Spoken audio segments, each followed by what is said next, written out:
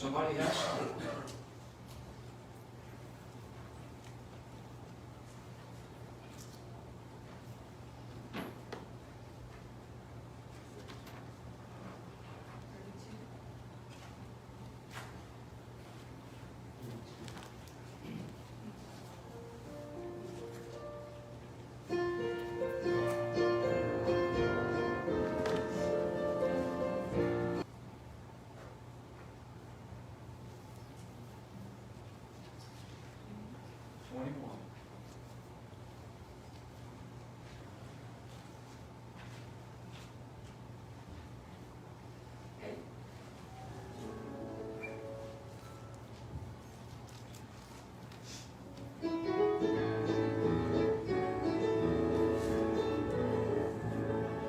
What a happy time, some flashing morning, when we let this heavy burden stand.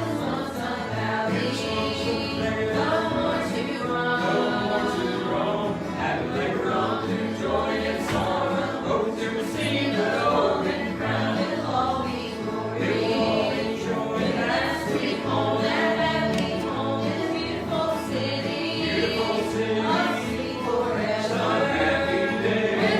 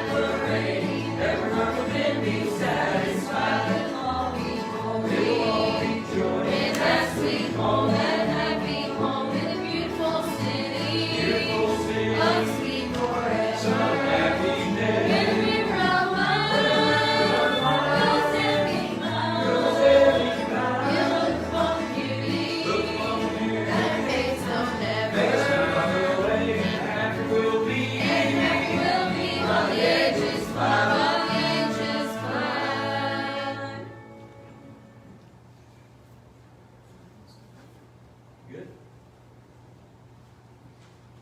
Everybody's heart's clear? Got one? I thought you had one there. Okay.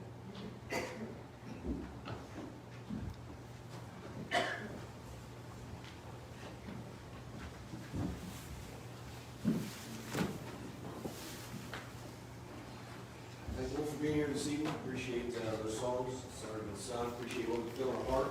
Thank you we've got a God that's not just making us happy when we get there, but we can be happy right now. I can be excited about who He is and what He's done for me in my life. I don't have to wait to get over the other side and enjoy it. I can enjoy God right now, and I'm thankful for that. We've got lots to pray about. A lot of things going on in our country, a lot of things going on in our town, a lot of things going on in our family, in our church. A lot of sick folks. Still the world's full of trouble and heartache. But I'm glad we can come here and find some comfort. Come here together. Just let God have His way and just rejoice. And not worry about the things that are going on out there. I just charge tonight, just turn off everything. Turn it all off, let it all go. And tonight, just let God have His way. So whatever He wants you to do, just be willing to do that. And if you do that, He'll bless you for it. So before we go to Lord in prayer, we'll just ask everybody that's got something special in their heart they want to mention before we pray. Definitely still remember Dad. Talked with him just before church. And he sounded better, so I thank the Lord for that. Still struggling with a lot of weakness. Still struggling with getting over this whole thing, but nonetheless, we know that God's touch here is still there. And and he's been witnessing quite a bit still to the folks that are in there, and I'm thankful for that. I don't know if I'd be in that spot, just being honest with you. If I went through a lot of things he's gone through, I don't know if I would be the first one to be on the bandwagon to talk about things. Probably looking at poor pitiful me, but I'm glad that God places something down on the inside, that when he does, it's just got to spring itself out. So I'm thankful for that. So just continue to remember him. Remember Sister Clara, she had sent out a one call to Brother Ron about her brother. Pray for Clifford. They found some tumors in his bladder, and they're looking at those pretty strongly to find out what those are. They have taken those, but they're running some additional scans to find out if that was anywhere else. So pray for that situation. Anybody else? I remember Gordy Shank's mom passed away yesterday, and one of the kids I used to babysit for, she lost her dad yesterday as well too, so remember them. Just remember that. Mayor, I actually remember a woman I worked with, found out today that she took mom in for surgery, and in the midst of it, they coded her, and now she's looking at getting a defibrillator put in and a whole bunch of other stuff. So just went in for routine surgery, and it just bad. So just remember them and that family. I don't know their heart's condition, so I haven't get talked so much, but just remember that family. Just remember that. Anybody else? Remember Robin, she messaged me before church and said she had another seizure, and just remember them. I know they're fighting some battles right now, so just remember them. I just wanted to say I'm thankful for everything God's doing in my life. You know, I feel like all around me there's, trouble, and just with Grandpa being sick, and just everyone seems like they're going through something during all this, and God is still just so good to me, and it really, like Haskell sings, I can't complain, even though I want to at times, and I can get frustrated, but I have a great job. They've given us the privilege of being able to work from home during all this, and it's been a blessing being able to work from home, even though there are days where I can get frustrated just as easy as the rest of everyone else can. But God's just so good to me, and I don't ever want to fail to give him thanks or give him the praise. So I'm just thankful for that. That's somebody else. Remember Margie Chandler, she was over at New Haven, and she had a stroke, and a couple of days in the hospital. And, she's home, I think, and then she had, did Mom tell you about Margie? Yeah. She said she's home, I think, but she's gonna have to have somebody with her for a little bit. But she's in her, what, 80s? Yeah, she's 87 or 88. So remember her. She calls her mom every day, checks on her and everything, but she's kind of same boat. Just remember that. Just remember Ryan and Freedom. God just bless them. Ryan's winning officially as their pastor. On Sunday, they voted him in, and he's just excited as can be. So we're excited for him. So just pray for that church, pray for him. God give him the wisdom and the understanding of what's needed to pastor that church and help them. And they just love him. So I'm thankful for that. Anybody else? Like to say how thankful I am to be here tonight. Church just to help pray and help. Help the strength for the work. And if not, give me feet. Church, pray for my mother. Love to see her saved. And there's this understanding that we have. Just a strength that showing up and understanding that she needs. And just to help her family, to help her through the needs that she has. Just remember that, church. Somebody else? If not, all those unspoken requests by efforts to right hand, those ready will. Got them all go on prayer. If you feel led to pray, proceed, go ahead. Brother Rick, you need some prayer. Lord, that's about help. We're talking about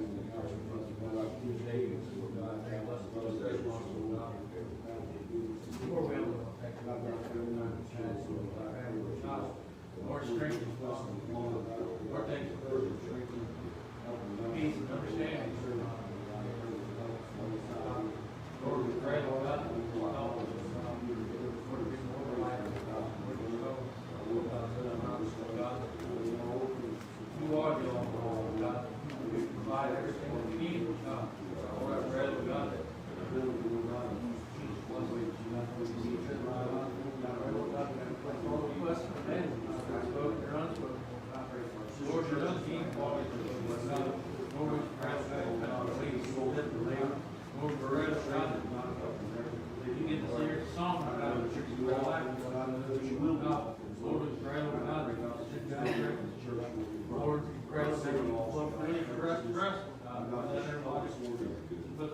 things inside, oh God, we're just focused on God.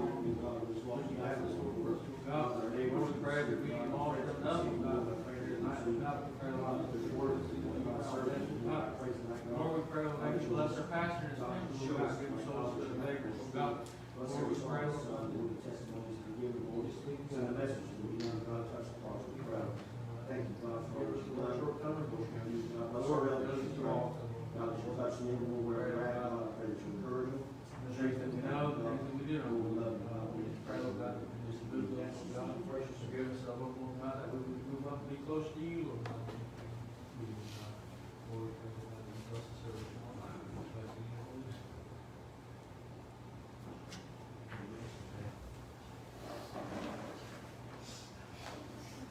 All right, who's got a song in the heart? There's some practice before we got started in services this evening. We'll take up that song in the heart, and we'll sing that, somebody else does. Somebody else. Katie and Abby think one song would be, can they sing that? You know, they're like, What's I know, my sister has to play something, but she knows God's gonna play for me tomorrow. That's right. That's right. You know, the one he knows what's best for me, he knows what's the finest for me. Listen more.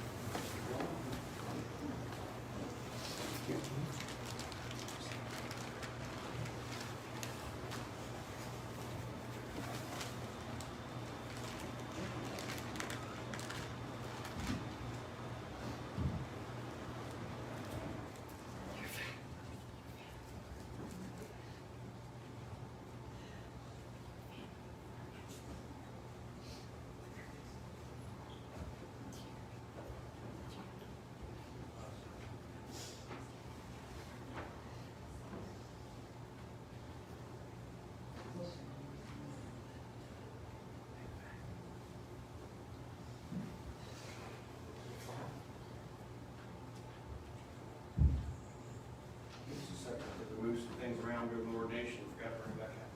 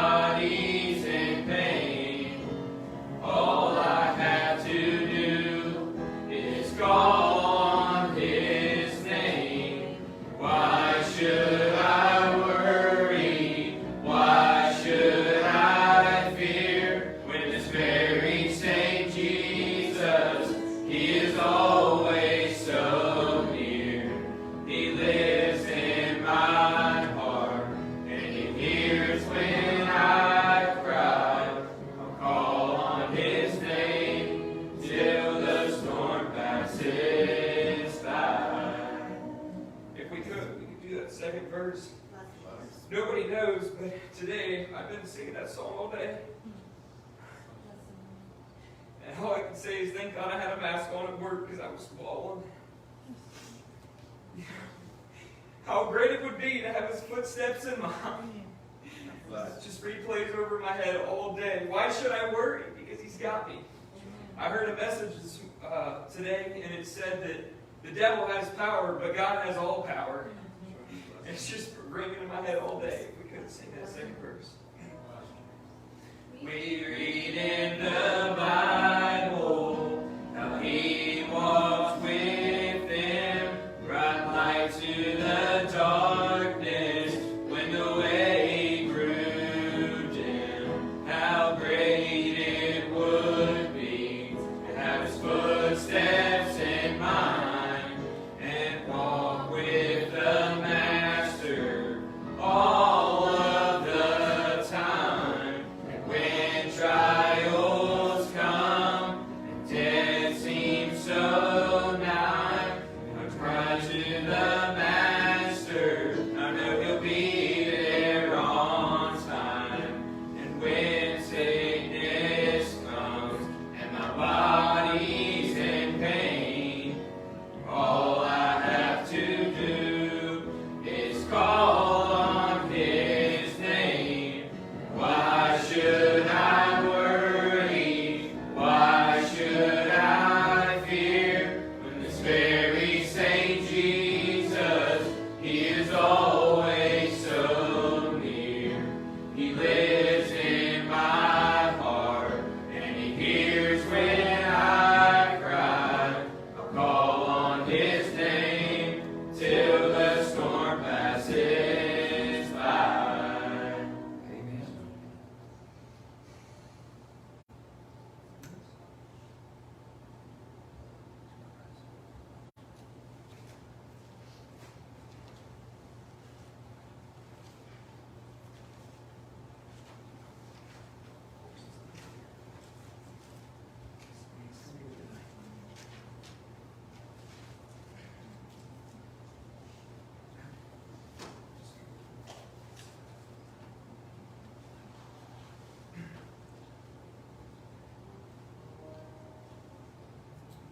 In sin I was living, no thought was I given of dying, where I would go. I was looking and trying, so hard was I trying to gain all this world had to hold. No peace and no pleasure could I even measure. I had to gain. I repented and prayed, Christ saved me that day, and now I've got something to say. I'm not going to hell. I met the Savior, what a story I'll tell. I'm saved and forgiven, set free, all is well. I'm not going to hell.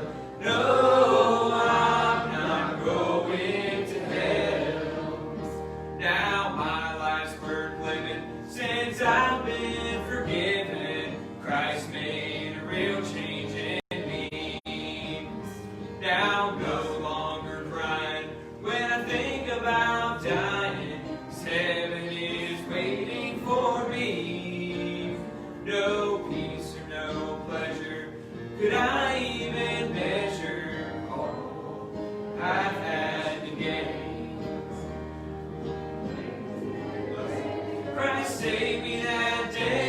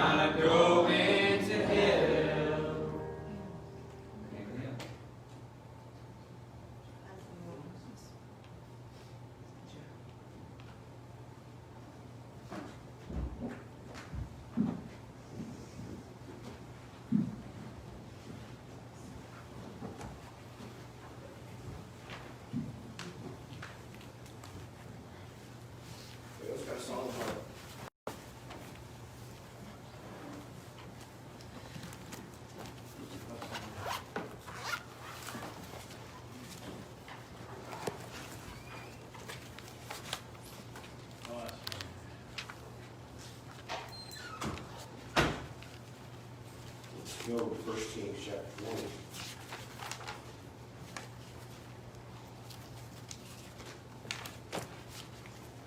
So I declare to get out some heart. Scriptures in our heart today. Hopefully we can encourage you a little bit tonight and keep you on your way this week. So 1 Kings chapter 20. And then we've got several verses of scripture we need to read, starting verse number 22. Desire your prayers. 1 Kings chapter 20, verse number 22, it says, And the prophet came to the king of Israel and said unto him, Go, strengthen thyself, and mark, and see what thou doest. For at the return of the year, the king of Syria will come up against thee. And the servants of the king of Syria said unto him, Their gods are gods of the hills. Therefore they were stronger than we, but let us fight against them in the plain, and surely we shall be stronger than they. And do this thing, take the king's way, every man out of his place, and put captains in the rooms. And number thee an army, like the army that thou hast lost, horse for horse, chariot for chariot, and we will fight against them in the plain, and surely we will be stronger than they. And they hearkened unto their voice, and did so. And it came to pass, at the return of the year, that Ben-hadad numbered the Syrians, and went to Aphek to fight against Israel. And the children of Israel were numbered, and were all present, and went against them. And the children of Israel pitched before them like two little flocks of kids. But the Syrians filled their country. And there came a man of God, and spake unto the king of Israel, and said, Thus saith the Lord, because the Syrians have said, The Lord is God of the hills, but he is not God of the valleys. Therefore will I deliver all this great multitude into thy hand, and ye shall know that I am the Lord. And they pitched one over against the other 7 days. And it was so that the 7th day the battle was joined, and the children of Israel slew of the Syrians 100,000 footmen in 1 day. But the rest fled to Aphek into the city, and there a wall fell upon 27,000 of them, that the men that were left. And Ben-hadad fled and came into the city, into the inner chamber. That's where we'll stop reading. Right there. Just pray for us so we can get out what's on our heart. I won't be before you very long, but I'd like to preach, if the Lord would allow us, get in the victory in your valley. Get in the victory in your valley. And I don't know about any of you, but I know we all go through valleys. We all go through situations in our life to where we wonder if we're ever going to come out of it. We wonder if there's ever a light at the end of the tunnel, per se. And it just seems like the longer we get in this valley, it seems like the deeper it gets.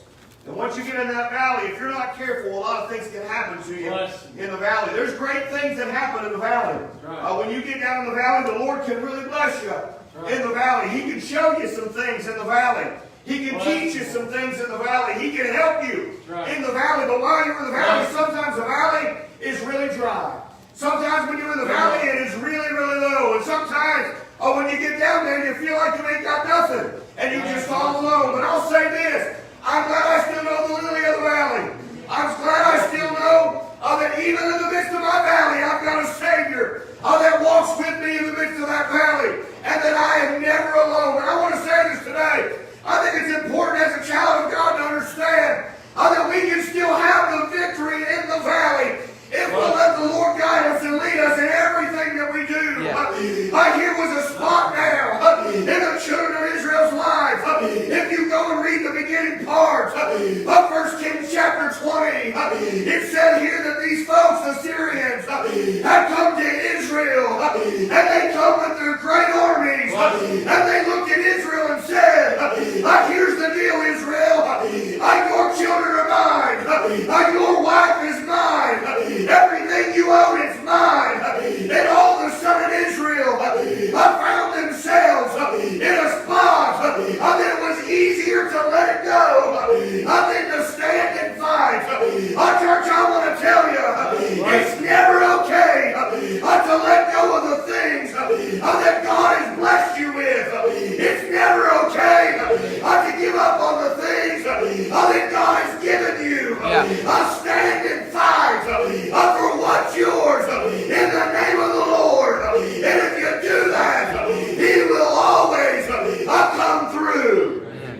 I'll say this. The first response of Israel was, okay, they're yours, you take them. That's what the king said. I'm done. I can't go up against this army. I can't go up against this battle. It's just too big. It's just too great. And I'm just going to give up and give it to you. But right in the midst of all that, God showed up real big. And them same Syrian armies began to gather. And God said, go get them. And the Bible said they went out. And there was a great slaughter. Yeah. It was so much of a slaughter. The Bible said it killed their chariots. It killed their horses. It killed their horsemen. It just slew everything. Bringing us down to where we're at. They were in the mountaintop when this took place. So right away, this king here in Syria began to get agitated. Thinking about what the children of Israel had done. They were just a little group of people, but yet there was a great slaughter. So he said, listen, I'll tell you what we'll do. Their God is the God of the hills. He blesses them because he's on high. But if we get them in the plains, in other words, we get them in the valley, their God won't be there, and they can't stand. Church, I'm glad we serve a God today. That is the God on the mountain. But he's still the same God that's in the valley. That's right. And they'll spend a lot more time in the valley in your life than you will on the mountaintop. I mean, there are days, Brother Eddie, that we can go where everything just goes right.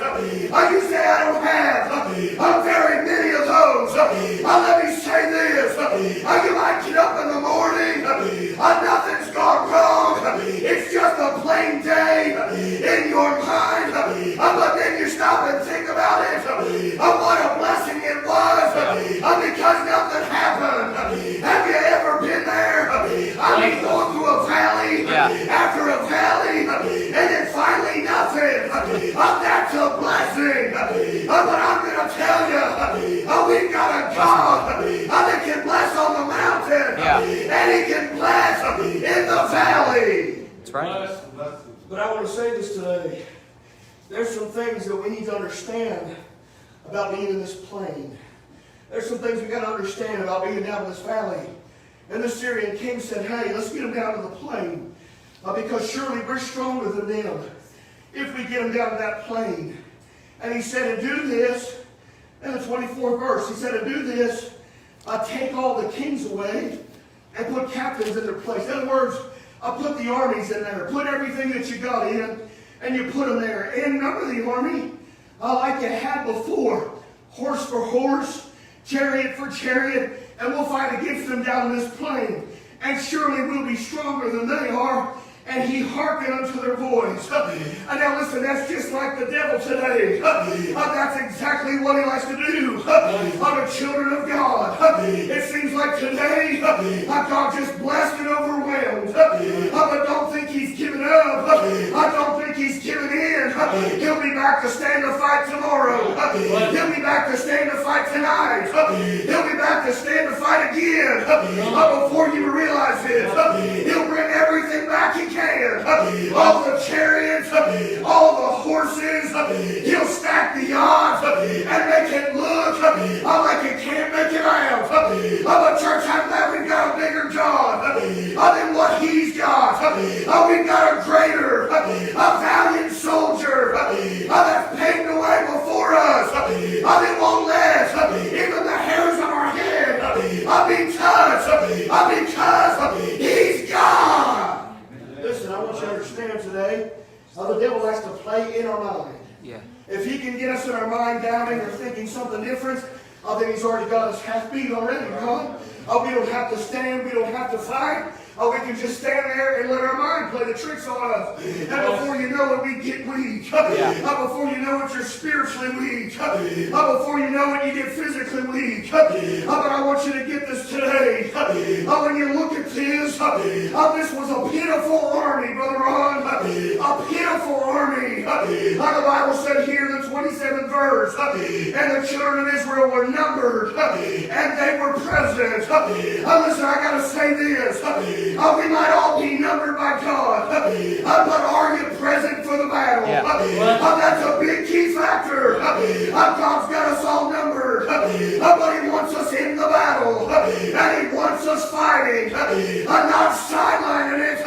I'm not staying in the city, but being present and being numbered with the warriors. You say, well, I'm just a little kid. I'm just a woman. I'm just a young boy.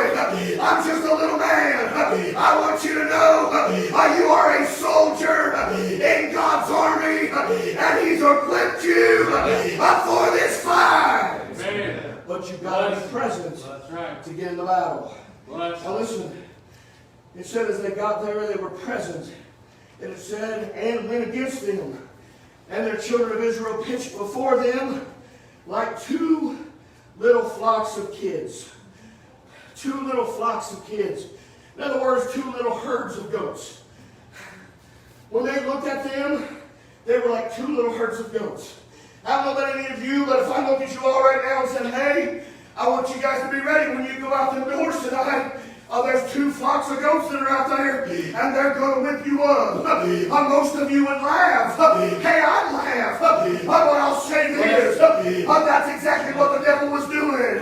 He wanted them to feel inferior. He wanted them to feel small. And that's what they look like to this great Assyrian army. They were just little flocks. If I said, hey, there's a bunch of wild lions out there, and you grab your guns, and you grab your knives, and you be ready to fight. Men, you pull your wives and your children behind you, and you make a beeline for your car. But I'll say this, we look at things different. We look at what they look like, whether or not we jump in the battle. I want you to understand this. The devil can be one of the prettiest things. He can put the prettiest and most beautiful things in front of you, and you think it's okay. But I'm going to tell you, there's still a battle. Don't you for 1 second let your guard down. Know that when you got in this way, it began a battle. That's right. Bless him. Was it something that you said, well, I'm saved and I'm homeward bound, that's it. But we're going to battle. We're going to battle. But I want you to get this. They took the role. The children of God, they took the role. When they looked at them, they looked out, and the Bible says, but the Syrians filled the country. So in other words, when they looked to the right, there they were. When they looked to the left, there they were. When they looked in front of them, Jared, there they were. When they looked behind them to go back home, that's where they were right there. Everywhere they went, they were these two little flocks. That were there against a great big army. But I want you to understand this. They took their role. Church, I want us to take our role. Matthew 10:16 says this, behold, I send you forth as sheep in the midst of wolves.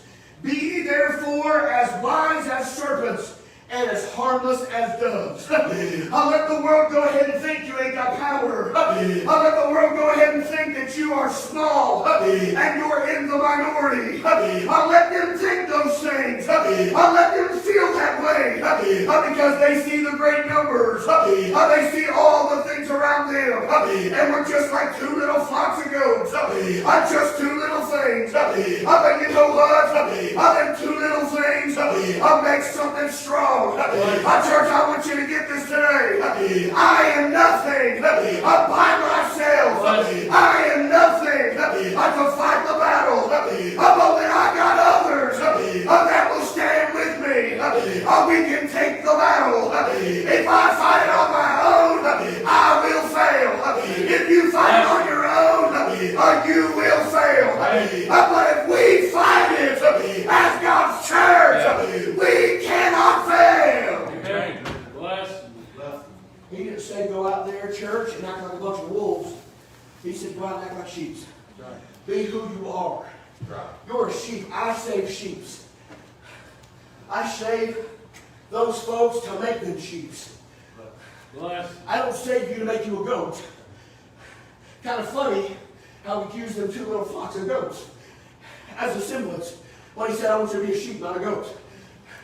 I think that's the problem with a lot of folks today. They get that confused. And they think we got to buck the system in every way we turn around. Oh, they think we got to fight against one another, Danny. Oh, they think we got to fight from church to church. Oh, they think we got to fight from people to people. Hey, we are all one family. Oh, we are all one army. There might be different battalions, different churches, in assembly, but we are one family in this battle. Amen. Amen. Bless. Listen, they took their place as who they were. But I want you to understand this. They saw the enemy everywhere. The Syrians filled the country. Ever been in the spot that there's just problem after problem? Everywhere you look, you think you're getting ahead, and then you realize you just slid back down 3 foot. You feel like you're getting ahead, but somehow you get knocked down another 4 feet. You feel like you get back up, you dust yourself off, and then there's another problem. You say, does that happen? Yes, it does. I'm going to go farther than that. I'm going to say it happens at your work. How you go and you have a good day to start with, but you get there and work, and then all of a sudden the wolves show up. How you get there and all of a sudden they surround you on every side. How they pick at you. How to try to find out what you're about. How they pick at you, Danny. How to see what you're going to stand on. How they pick at you. How to find out what you believe in. How go as far as this. There's some that you even get in the midst of the church house. That everything's going great. Everything's going good. But there's that one that just like to gab. There's that one that just like to tear down and mouth. And if you're not careful, you'll get sucked into that and be in trouble. Amen. Bless. I've had great days before. I walked into the church house and felt worse when I left than I did when I got there. The battle started in the church. We're supposed to be there as a family. And before you know it, brothers are fighting brothers. Sisters are fighting sisters. I'm not talking about the little thing, you stole my G.I. Joe and I'm mad. I'm talking about, I heard what you said. I don't like what you're wearing.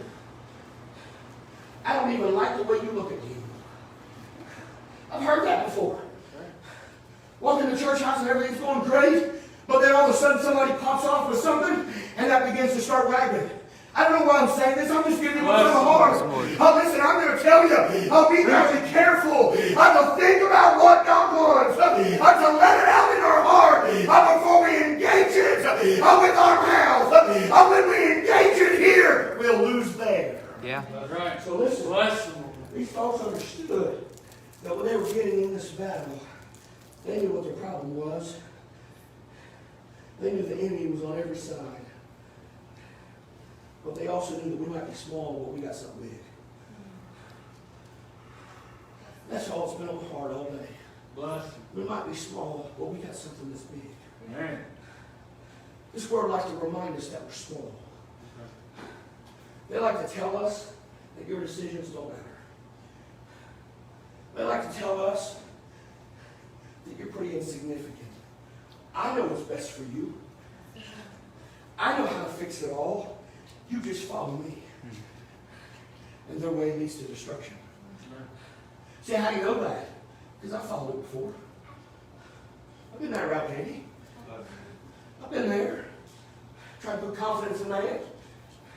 And before you know it, they knock your legs out from underneath you. That's okay. Put your confidence in man. I say that. But put your faith in God. Amen. Don't put your faith in me, church. Right. I'm your pastor. I'm going to fail. Bless. Put your confidence in me, and I hope I don't let you down. But if you put your faith in me, you're going to fall, and I am too. I'm going to ride the coattails right down with you. But I'm going to say this. I'm not a better God. That if I just let him have the battle, he's got it anyway. I didn't have to fight it. See, that's the thing with battle plans today. If you're going to invade a place, you sit down weeks and months ahead of time and you plan that battle. Even the Bible says that a man can't go build a house unless he first counts the cost. Listen,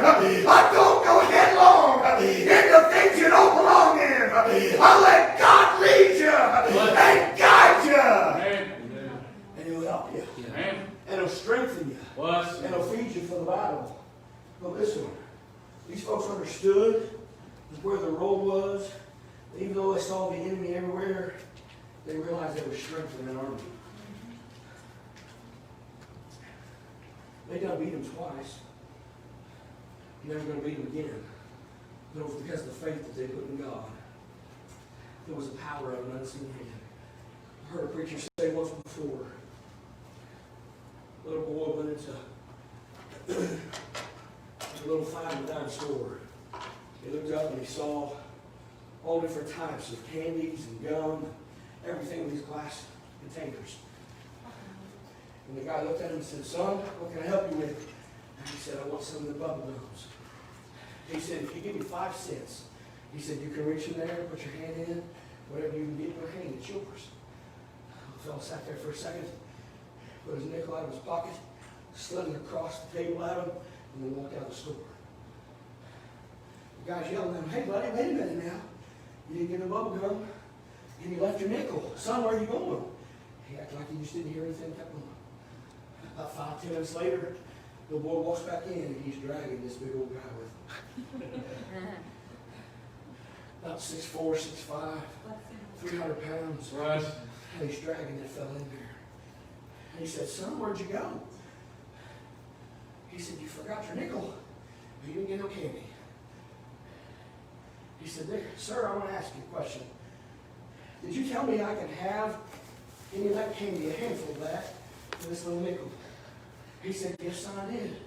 He said, "Okay." Slid that nickel back across there at him. He said, "Daddy, I want them gumballs." Big old hand swooped in, grabbed those gumballs. He began to stuff it in that boy's pocket. In every pocket he had, he started to walk out. And he said, "Son, why'd you go get your daddy? Why'd you go get your daddy? I told you you can have it. All you had to do was just go up there, but you went and told your dad." He said, "Sir, you don't understand. My daddy's hands are bigger than mine. My daddy's hands can hold more than mine can." I got to thinking about that today. I heard that story a long time ago. I got to thinking about that today. And I wondered how many times do we reach up ourselves and try to grab the little bits that God has. That's right. When he just says, "Hey, if you'll ask me, I'll just dump it out and give it to you." That's right. You don't have to reach in there and get a handful. I'll dump the whole thing out. Bless. Because I'm your daddy. Yeah. Because you're my son. That's right. And I want to feel you. That's right. Listen, Bless. church, I'm telling you, we've got a big God. Yeah. That even in the midst of our valleys, he's a God, and I'll close with this, he's a proven God. Look at what happened here in the 28th verse. We'll get ready to come to a close. "And there came a man of God, and spake unto the king of Israel, and said, Thus saith the Lord, because the Syrians have said that the Lord is God of the hills, and he is not God of the valleys. Therefore will I deliver all this great multitude into thy hand. And ye shall know that I am the Lord." You know what he was saying? He was about to prove to them how big God was. Yeah. You say, "Well, God doesn't have to prove anything." No, he doesn't. But he sure likes to. That's right. He doesn't have to prove that he's God, Jared. He should never have to prove No. he's God in our lives. That's right. But sometimes he's just got to show the rest of them Yeah. just how big he is. That's right. And they said, "You said that your God is only a God on the mountain. And that's the only place he's good for. So God's going to show you something. He's going to take you down to the plains. That's right. And he's going to let you fight your battle. Bless. Just the way you thought. But them two little groups of kids against this great Syrian army were about to prove you wrong. And the Bible said that there was such a great slaughter that 100,000 men lost their lives of that Syrian army. And Daniel, the rest of them, fled to the neighboring city. But God said, I'm not done yet. Israel didn't even have to march into the city. They didn't even have to turn that direction. God let the wall fall up. 27,000 men died. Why? Because God was proving that he's God. Listen, church, don't fight the battles that are there. Stand present. Be right where God needs you. and let Him take care of your needs. That's the message. From my heart, I want to encourage you. I want you to understand. It's okay to be down in the valley. It's okay to get there. But when you get there, understand there's still victory in the valley. Man, Don't stay there. that's right. Yeah. And if you're staying there, understand it's not your fight. Bless. Ask God what He wants to show you. Yeah. Ask God what He wants to teach you. Ask God what He's got for you in that spot. Hey, I learned a long time ago that when I say, God, what is it you need me to do? God, what is it you need me to see? That my valley experience got shorter. Because He said, thank you. Now I can walk with you. Now because your stubbornness and hard-headedness is out of the way, I can show you what I've got you here for. Yeah. Right. You say, well, I just don't like being in the valley. I don't think it's fair to be in the valley. I don't think it's fair for God to put us in that spot. Do you ever understand that God doesn't put you there, but He leads you there? That's right. There's a difference between being put and led. Mm-hmm. When He puts you there and walks off. That's not God. When He leads you there, He's right with you. Yea, though I walk through the valley of the shadow of death, I will not fear. For Thou art with me. Yeah. David, I've got nothing to worry about. That's right. Bless. Nothing to fear. That's right. When I'm there, He's there. If I'm on the mountaintop, He's there. If I'm crossing from plane to plane, He's there. And you know what? I'm tired of losing the victories. I want my victories. I don't deserve them, Danny. But if they're there, and He promised me they're there, I want them. Because there's something in it for me to learn from. There's something in it, Dave, That's right. that I might be able to help someone else. That's right. That while you're there, don't be so selfish that it becomes such an issue that you get mad and you get hurt and you hold everything back to where you can't be help to your family. Yeah. You can't be help to your neighbor. You can't be help to your brother. When you get there, understand God's there. And understand He's going to take you. Eddie, come to the verse of the song.